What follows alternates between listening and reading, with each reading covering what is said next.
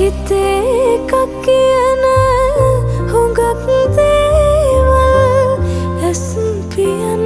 මට කියන්න නුඹයි හිටියේ මගේ තනියට මගේ කියලා දැනෙන්න